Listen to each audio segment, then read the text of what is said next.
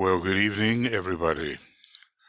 And we are this week, very full week. Not that I always know what's coming next. I just do what my guides my guides tell me what to do to keep my wheels on the railroad tracks here. This is our continuation with the science of triangles. And apparently, we have ended, let's see, we've ended program 105 now. BL and Michael, just correct me if it looks like I'm going off That's correct. The rails. Okay. And starting program 106 on this first day of December 2021. And of course, we're now in the Advent season, looking forward with great anticipation, as only Sagittarius does, for the increasing, for the birth of the Christ in our hearts, or the coming into our consciousness of the mind as it is in Christ. Because we have to say what this will mean for us, this idea of the Advent. I think if you either received, or I'm sure you received it, our preparation, we had the first Sunday in Advent, and apparently there are 4, and 4 candles represented those 4 Sundays. Now, let's just say that if we are dedicated students, we will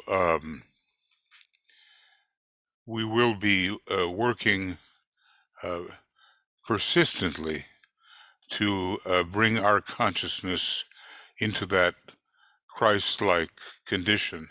And there are quite a number of the stations, we might say, of the Christ consciousness.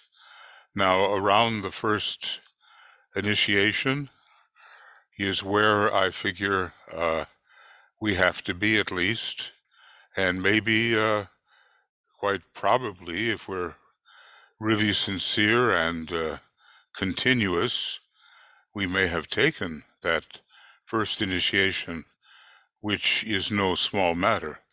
I used to think that, well, I thought wrongly, that many people had taken the first initiation when they were really nowhere near that stage. They did not have the complete opening of the 5th petal of the egoic lotus. They were still struggling with personalism and with the beginning stages of aspiration. And a little bit later, of course, I don't know how many lives it takes exactly. I don't think anybody knows that there's how many lives, that there should be a rule that's exactly the same for everybody. But when the 5th petal is open, they have taken that initiation, and DK tells us that we want to beautify our life, and that spirituality really means something to us, and that somehow we are students of at least, we're serving, and that serving, helping others, lifting others, is a really big part of our lives. Now you can measure yourself against certain standards, let us say, and you can kind of determine whether, you stand there, you're in the process, or you have passed the process. People are ambitious for their personalities. They have to be more ambitious for the spread of the great teaching and the elevation of humanity, and then that will be a good sign. Okay, well, I want to welcome those of you who have managed to come, and certainly my host and co-host here, Michael and BL, and then it's nice to see a number of you. I want to say hi to Martha. It seems like it's been a little while, but hi, Martha. Glad to see you.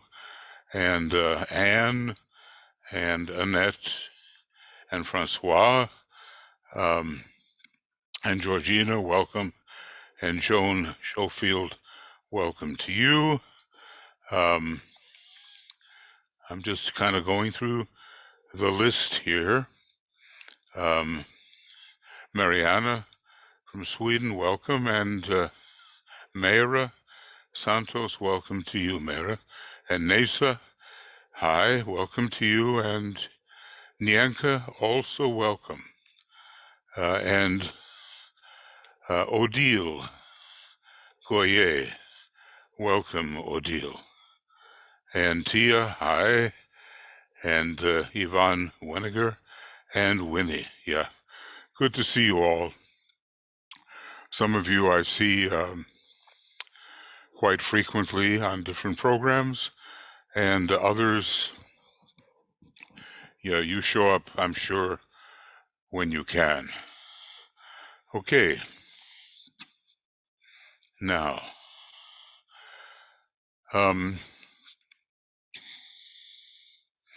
we're looking at various triangles. You see, let's see, make sure that this is what you see. Yeah. You see triangles under 15. And what does it mean to you when you see this triangle? One of the 9 major triangles affecting consciousness in this cycle. And by the way, I assume we are recording? Yes, we are. Okay. What does it mean to you, you see? Now, we'll go to the place in the book, and always, my gratitude to Starling David Hunter, who has made the triangles work the preeminent piece of his spiritual work, and he's kind of sharing his collection here with us, which benefits us. Okay. And I hope I didn't forget anybody when I was listing the names, okay? But when you see Taurus, Scorpio, and Capricorn, well, to me, it means, in a way, desire, testing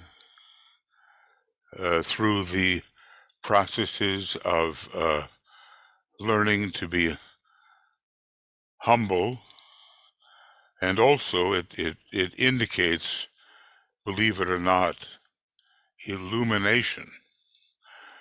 Now, I probably repeat some of these things, but whether or not you absorb them, or whether they stay in my mind, is a question. And when you're looking at the meditative sequence that begins with Leo and concentration, by the time we get to Scorpio, the watchword is illumination, usually considered a sign of darkness. Instead, it brings in the light, and especially the light of the buddhic plane, which is the plane whereon our human monads are gathered for labor as members of the fourth creative hierarchy. You can number it number 4, you can number it number 9. And carrying even further this attitude of humility, along with the possibility of true initiation, comes the sign Capricorn. Now, maybe you remember, but Capricorn finds itself active at all of the first 5 initiations, starting with the birth of the Christ in the heart. And for the second initiation, which is usually the Scorpionic initiation, the Capricorn part of it is the one who crosses the water. And that's fairly obvious as one masters the astral plane and moves towards a more independent mind. The third initiation is traditionally the great initial illumination of the third degree. We call it the transfiguration. And when we come to the fourth degree, Capricorn is allowing the monad and the spiritual triad to become more influential. And I suppose at the fifth degree, we find the liberation which began at the fourth degree. We become liberated into the monad at the fourth degree. At least we're on the way, and Capricorn is a further liberation in relation to that. That's what I would say when I look at those things just as they stand. Now, if I were to go to page 495, where I seem to be, okay, well, here he's been talking about the 3 air signs, which will be so powerful. Michael, yes? we're That's still right. seeing starlings, not the EA 495. Thank you. See how easy it is to forget and go off the tracks. Now I assume you see it. I hope. Yes, thank you. Okay. We see the 3 air signs, which are going to be so powerful during an age of air. Now, you know, Aquarius is an air sign, which automatically brings in the triangle involving the other 2 of the air signs, and they have to do with the representation of the lords of liberation. Liberty in Aquarius, equality in Libra, fraternity in Gemini. But actually, in terms of order, it is the second decanate, that is ruled by fraternity or Gemini, and the third, which is the age of brotherhood, ruled by Libra, and there we have the Libran quality of Libra quality of equality. So we are understanding the brotherhood, sisterhood of humanity by the time we reach that in the third decade. Now, what would you expect? We're in another 2,000 or so years, excuse me, we will be coming into an Earth sign.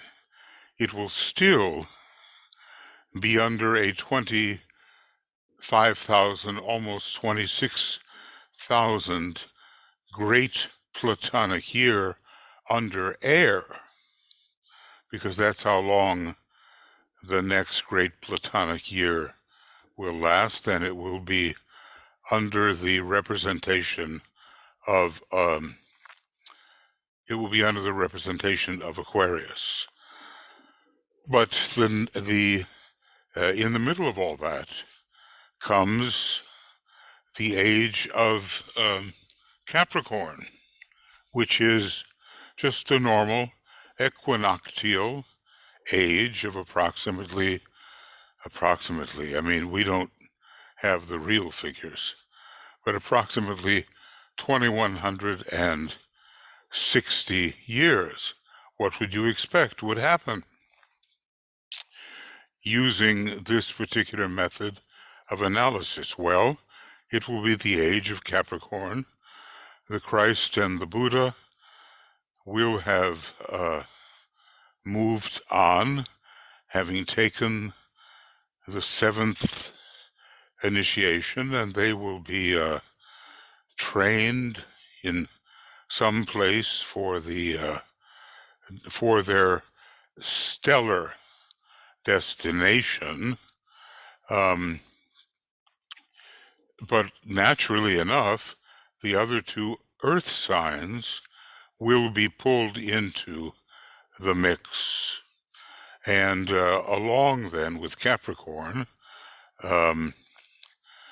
we will have the Christ consciousness of Virgo and the desire changing to illumination of Taurus. Now, exactly what order they will be in, let's see if we went forward from Capricorn, we would find Taurus in the second place and Virgo in the third place. So it would be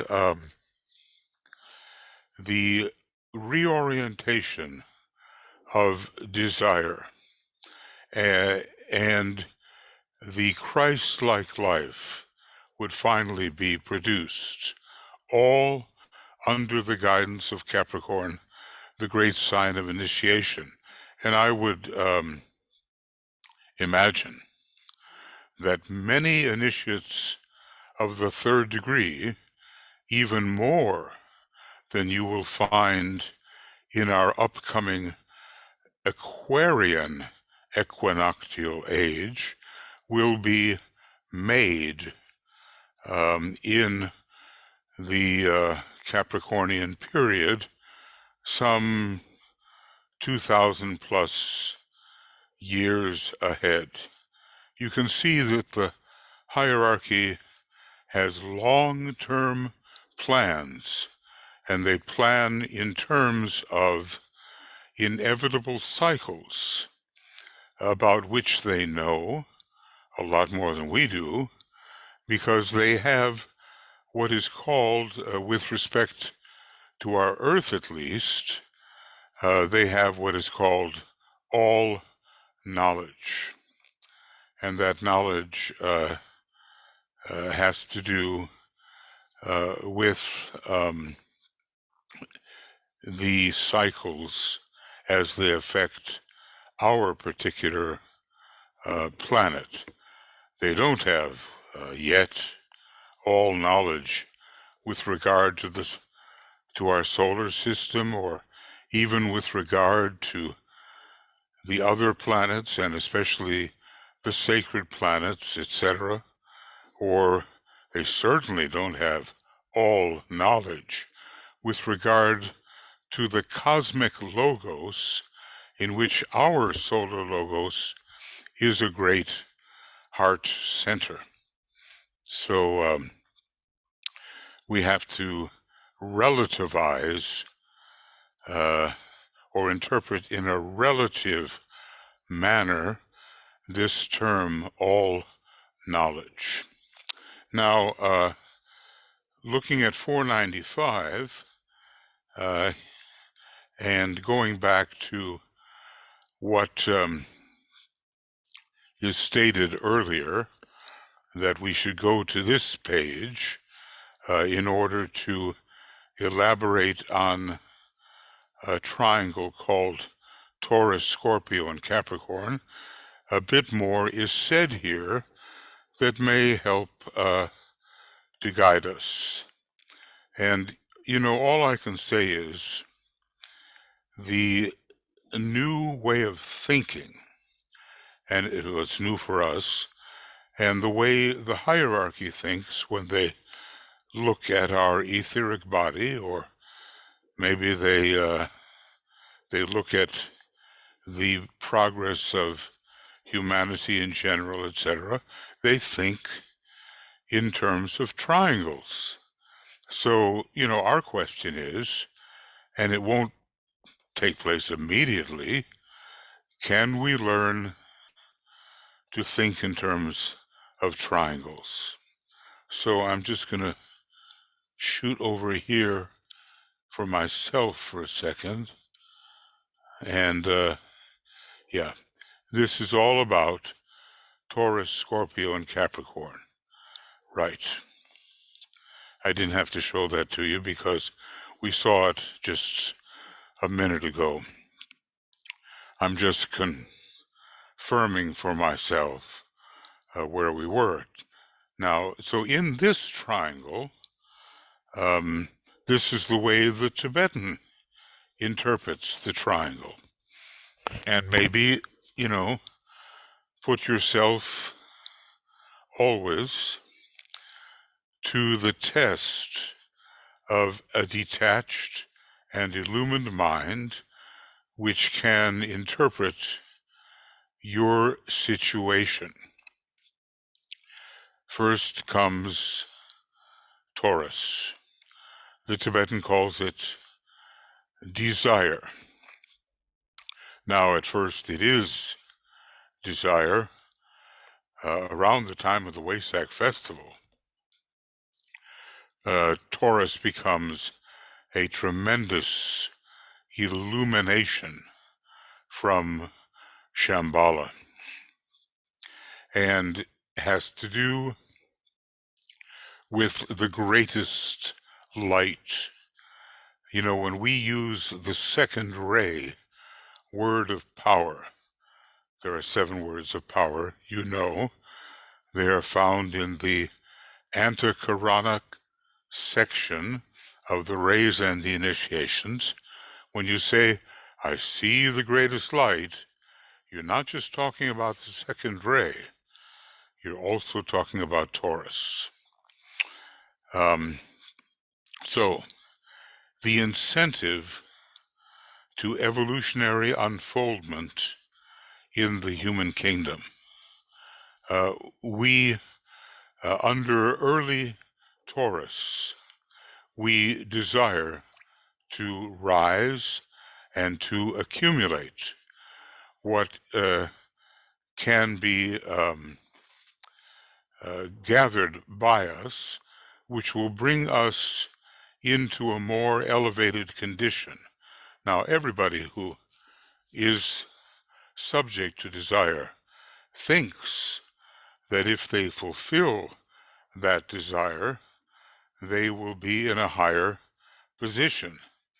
Often, however, that is not the case, and oftentimes that fulfillment is of a selfish, personal kind, which in fact restricts the possibility of elevation. But let's just say, as the Tibetan said, we have a driving prompting to rise in what is called evolutionary unfoldment, and we have some kind of idea about what that may entail, and that we are not necessarily totally selfish personal beings the way so many millions are at this time, and maybe even billions. The next sign in this triangle is Scorpio, and very interesting that it is associated with aspiration, which is a definite kind of elevation or elevatory movement. In other words, you know you're going higher. And how do you know? Well, there are great tests to be found in Scorpio, and probably you will recognize this for yourself. This particular sign, which has so much to do with what is called the light of day and the buddhic plane, whereon monadically we work. This particular sign tests us, puts us through tests and trials until we triumph. Now, do you feel that you have been tested, are in the middle of a test, have triumphed as a result of a test? Maybe you're in one of those positions. And maybe it's not only because you have Scorpio in your chart.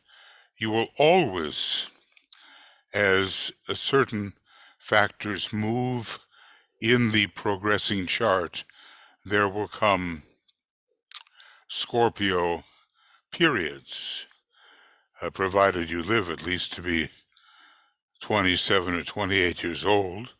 The moon will find its position in Scorpio, and during such periods, a peculiar testing does occur.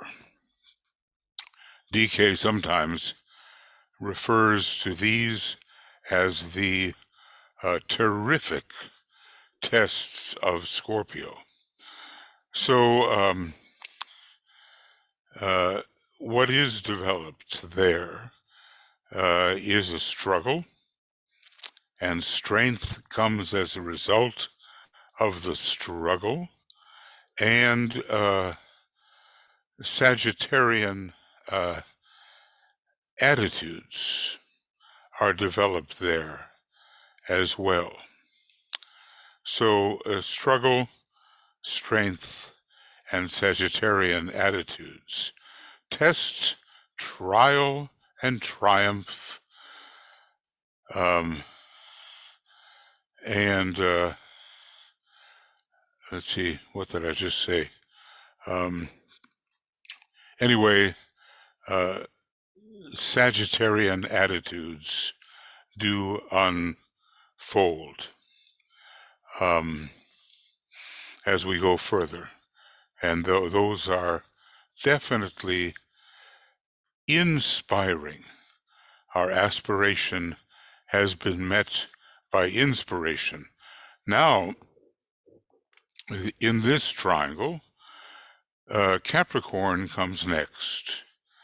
And we know that in many ways, Aquarius is a sign of liberation on the fixed cross.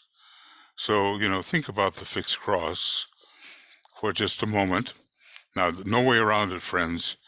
You're going to have to memorize your astrological signs.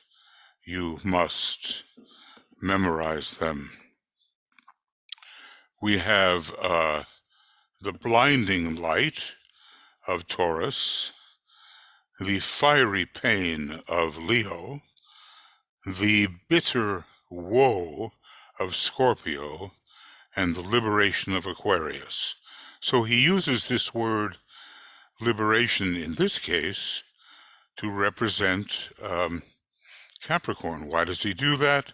Well, it certainly does fit on the fixed cross, but as you know, Capricorn is on what cross? Not the fixed. It's on the cardinal cross. And desire has led through the earnest intention, emotion, to improve, and it has led to the light. And what is the light? The light is the light of initiation and the liberation of the initiate. When does that liberation really begin to occur? And would you not say it begins to occur at the transfiguration initiation? The third, which it is best for us to assume we have not taken, but are intent on realizing a direction towards it. So this triangle gives us incentive for unfoldment, testing,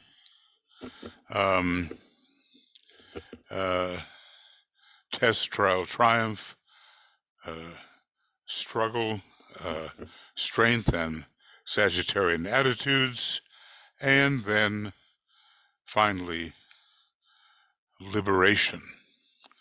Why is there liberation here? Because we can stand apart from our personality and see it in a higher light that comes to us from the mountaintop. So this is one way to, I just offer to you my own interpretations, and I mix and blend them to a degree with what the Tibetan has said. Whether I do this successfully or not, well, I try, and that's all that any of us can really do. Now, here's another triangle. Let's see, Sagittarius, Cancer, Leo. And, well, that triangle is not listed. That triangle is not listed. I just flashed back there for a minute and took a look, but it's an important one. And so he's adding to the air sign triangle this first triangle, and if we were to just be very quick about it, we would have Sagittarius, which always gives the sense of direction, and we would move towards Cancer. It is moving, well, I guess we'd have to say it is moving counterclockwise. Otherwise, Leo would not follow Cancer. But Cancer plunges you into incarnation, where you have experience. Now later, there is a oneness and a wholeness which is realized in Cancer. And the famous mantra there is the following: the whole is seen as one. But right now we're simply talking about the experience of incarnation, whereby various realizations begin to gather. And finally, we get to Leo, which augments self-consciousness, whomever it affects. And that is the mode of development.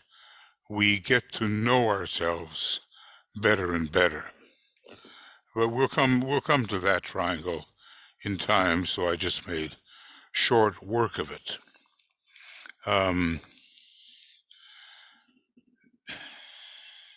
Yeah, there are other major triangles, which are called triangles in consciousness. And as you well know, the most important of these, notice how he qualifies, for mankind, is the triangle of Cancer, Leo, and Aquarius. Well, maybe we're not quite there yet, but by now you have enough experience to know that Cancer is mass consciousness, oftentimes unconsciously originating with a kind of instinctual telepathy. So you have the consciousness of the herd, and you don't even know why you think as you think and believe as you believe. It is not